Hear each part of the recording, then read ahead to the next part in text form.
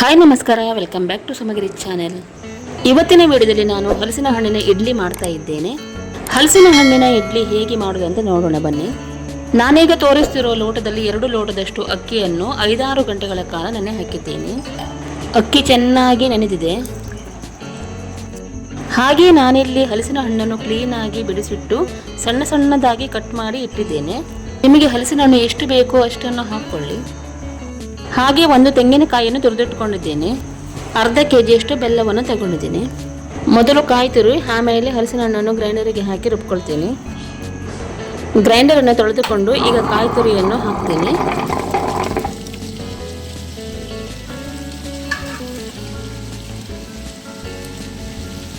ಕಾಯಿ ತುರಿ ಸ್ವಲ್ಪ ಗ್ರೈಂಡ್ ಆದ ಮೇಲೆ ಈಗ ಹಲಸಿನ ಹಣ್ಣನ್ನು ಹಾಕ್ತೀನಿ. ಕಾಯಿ ತುರಿ ಮತ್ತು ಹಲಸಿನ ಹಣ್ಣು ಮುಕ್ಕಾಲು ಭಾಗದಷ್ಟು ಗ್ರೈಂಡ್ ಆಗಿದೆ. ಈಗ ಬೆಲ್ಲವನ್ನು ಹಾಕ್ತೀನಿ.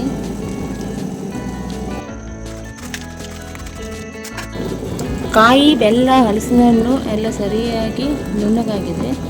ಇಷ್ಟು ಸಾಕು ನುಣ್ಣಗಾಗಿದ್ದು. ಈಗ ಇದಕ್ಕೆ ಮುಕ್ಕಾಲು ಚಮಚದಷ್ಟು ಉಪ್ಪನ್ನು ಸೇರಿಸ್ತೀನಿ. ಈಗ ಅಕ್ಕಿಯನ್ನು ಹಾಕ್ತೀನಿ.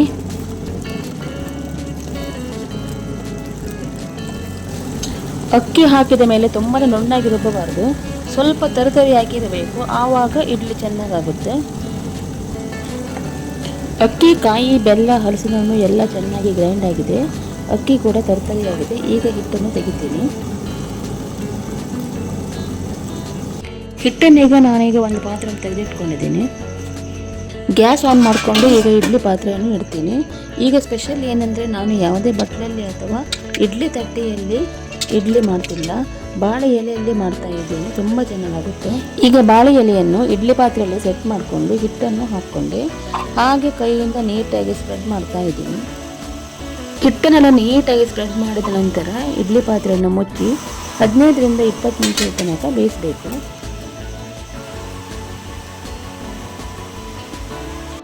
ಈಗ 20 ನಿಮಿಷ ಆಗಿದೆ. ಇಡ್ಲಿ ಬೆಂದಿದೆಯೇ ಇಲ್ವಾ ಅಂತ ನೋಡೋಣ. ಆಹಾ, ಘಮ ಘಮ ಪರಿಮಳ ಬರ್ತಾ ಇದೆ.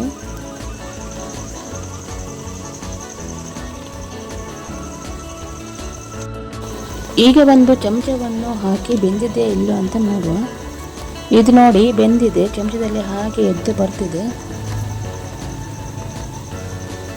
ಇದೀಗ ಆಗಿದೆ. ನಾನು ಸ್ವಲ್ಪ ಬಿಸಿ ಆರಿದ ನಂತರ ಕಟ್ ಮಾಡಿ ತೋರಿಸ್ತೀನಿ.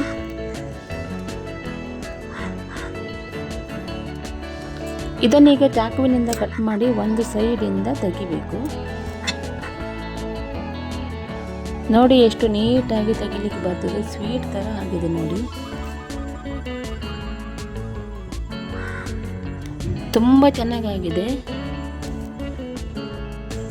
ಹಾಗೆ ಇದನ್ನೆಲ್ಲ ನೀಟಾಗಿ ಕಟ್ ಮಾಡಿಕೊಂಡು ಒಂದೊಂದಾಗಿ ಬಟ್ಲಲ್ಲಿ ತೆಗಿತಿದ್ದೀನಿ.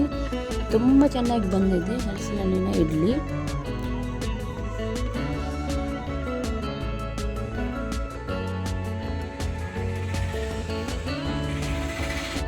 ರುಚಿಕರವಾದ ಹಲಸಿನ ಹಣ್ಣಿನ ಇಡ್ಲಿ ರೆಡಿಯಾಗಿದೆ. ಇದರ ಮೇಲೆ ತುಪ್ಪ ಹಾಕ್ಕೊಂಡು ತಿನ್ನೋಕೆ ಚೆನ್ನಾಗಾಗುತ್ತೆ. ಈ ರೆಸಿಪಿ ಇಷ್ಟ ಆದರೆ ಮನೆಯಲ್ಲಿ ಒಂದ್ಸಲ ಟ್ರೈ ಮಾಡಿ ಹೇಗಾಗಿದೆ ಅಂತ ಕಮೆಂಟ್ ಮಾಡಿ ಅಂತ ಹೇಳ್ತಾ ಇನ್ನೊಂದು ವಿಡಿಯೋದೊಂದಿಗೆ ಸಿಗ್ತೀನಿ. ನಮಸ್ಕಾರ.